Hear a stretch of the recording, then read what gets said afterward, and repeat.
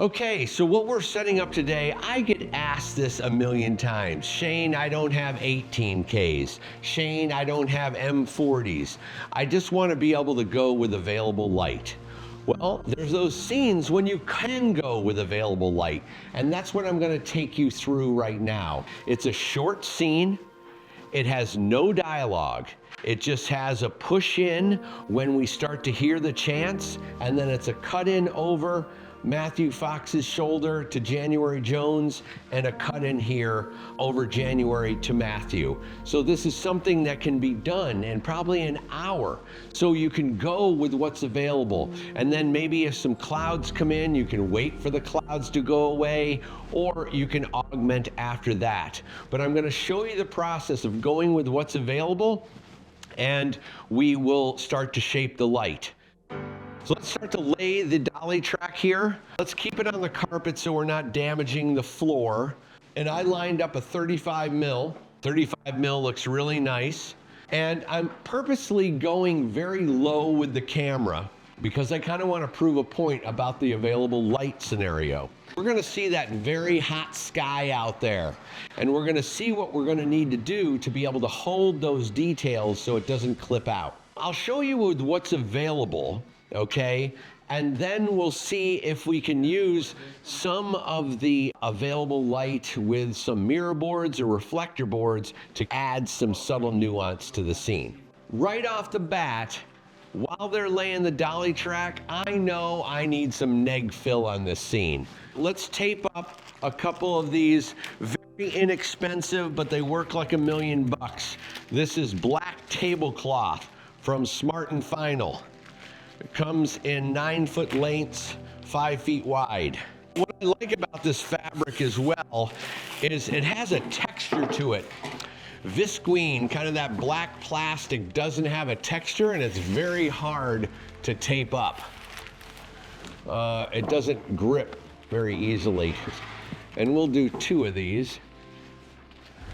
The one thing that I love about this stuff is on Babysitter, we had a lot of lights hanging in the grid, and when it goes into duvetine sensitive locations like this house, you don't want to be rigging teasers up and all that stuff. And this is so lightweight that we're able to just tape it onto china balls, tape it onto the ceiling, and it has very low impact. All right, let's add one more to the bottom. All right, see, that sticks up really nice. And we've already changed the mood in this room immediately just by taking that out. Now, when we come for over the shoulder here, obviously we'll peel that back, but I won't peel it all the way back. I'll just peel it probably to whatever is in the shot, because I don't want his whole shoulder heating all up in the foreground here. We're gonna have an issue here. In less than 45 minutes, that sun's gonna come in. So this is where, we always talk available light, but you gotta plant it at the right place at the right time. So we might have to come in with maybe a floppy or 2 or a little shelf to take the natural light out, because it might start to overtake us. But we're gonna go as quick as we can to get this dialed in. Now, for natural light, I might want to like a little sunlight streaming in here. So to do that, I would go with a mirror board.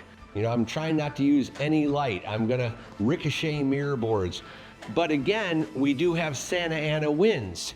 So you're always preparing for these type of situations, and you have curveballs thrown at you all the time. A mirror board is awesome. It looks so good as natural hard sunlight, but with this wind out here, that mirror board might be bouncing around, so we wouldn't be able to use that. So dim it down to like 50. Yeah, that's good. All right, so Dietmar, can you get me a mirror board out there? Yeah, you got them standing by. Okay, and then ricochet it over there. Yeah, perfect. So yeah, one mirror board there, one mirror board there, and we'll bring some hot sunlight into the room. Now, from a blocking standpoint, I can pretty much pre-light this location, no problem. I got 2 people sitting at a chair.